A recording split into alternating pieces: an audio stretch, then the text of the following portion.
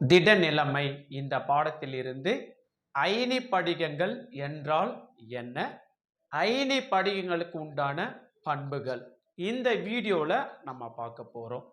அயனி படிகங்கள், அயனி அப்படின்னா இரண்டு வகை அயனி நம்ம பார்த்திருப்போம். ஒன்று நேர்மின் அயனி, இன்னொன்று எதிர்மின் அயனி. ஸோ இந்த அயனி படிகங்களுக்கு உண்டான அடிப்படை அமைப்புகளாக இந்த நேர்மின் மற்றும் எதிர்மின் அயனிகள் காணப்படுறாங்க.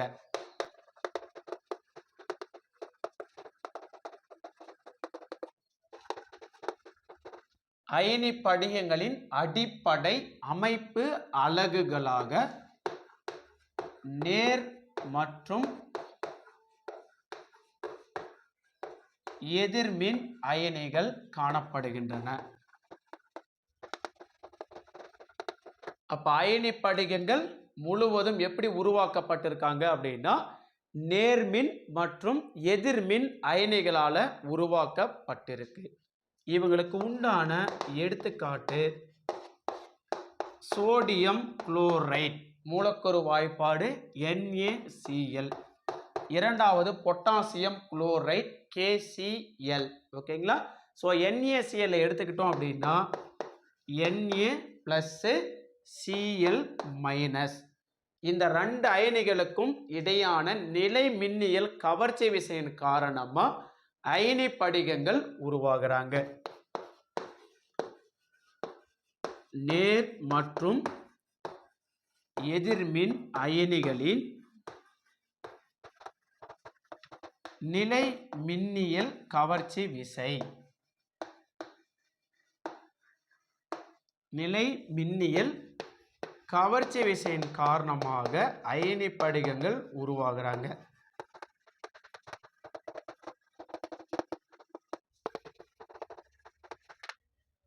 இந்த மாதிரி இந்த படிகங்களில் காணப்படக்கூடிய நேர்மின் மற்றும் எதிர்மின் அயனி, ஸோ ரெண்டு மின் சுமையும் எதிர் எதிர் மின் சுமை, அதனால என்ன பண்ணுவாங்க, ஒன்றை ஒன்று ஈர்க்கும் தன்மை கொண்டது. சப்போஸ் ரெண்டும் ஒரே மின் சுமையா இருந்ததுன்னா விலகும் தன்மை கொண்டிருப்பாங்க. ஸோ இங்க மின் சுமை எதிர் எதிர் மின் சுமையா இருக்கிறதுனால இந்த ரெண்டு மின் சுமைக்கு இடையான நிலை மின்னியல் கவர்ச்சி விசையின் காரணமாக அயனி படிகங்கள் உருவாகிறாங்க. அயனி படிகங்களின் பண்புகள். அயனி படிகங்கள் கடினமானது. அயனி படிகங்கள் அனைத்துமே அதிக உருகுநிலை கொண்டது.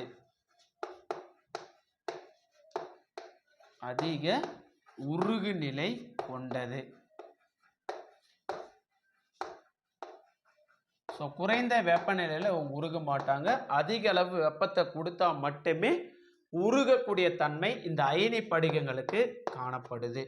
அயனி படிகங்கள் அனைத்துமே மின்சாரத்தை கடத்தாத தன்மை பெற்றிருக்காங்க. அயனி படிகங்கள் மின்சாரத்தை கடத்துவதில்லை. ஏன் இந்த அயனி படிகங்கள் மின்சாரத்தை கடத்துறதில்ல அப்படின்னா ரெண்டு அயனிகளுக்கு இடையான நிலை மின்னியல் கவர்ச்சி விசையின் காரணமா பிணைக்கப்பட்டிருக்கிறதுனால ஃப்ரீயா எந்த ஒரு அயனியும் இல்லை. அதனால இவங்க மின்சாரத்தை கடத்துறதே கிடையாது. சரி, அயனி படிகங்கள் எப்பவுமே மின்சாரத்தை கடத்த மாட்டாங்களா அப்படின்னா கிடையாது. கண்டிப்பா இவங்க மின்சாரத்தை கடத்துவாங்க. அது எப்போ அப்படின்னா அயனி படிகங்கள் உருகிய அல்லது கரைசல் நிலையில் இருக்கும்போது மின்சாரத்தை கடத்துவாங்க. உருகிய அல்லது கரைசல் நிலையில்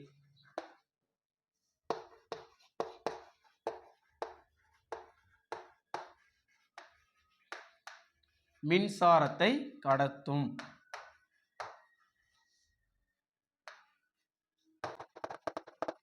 அயனி படிகங்கள் உருகிய அல்லது கரைசல் நிலையில மின்சாரத்தை கடத்தக்கூடிய தன்மையை பெறுவாங்க.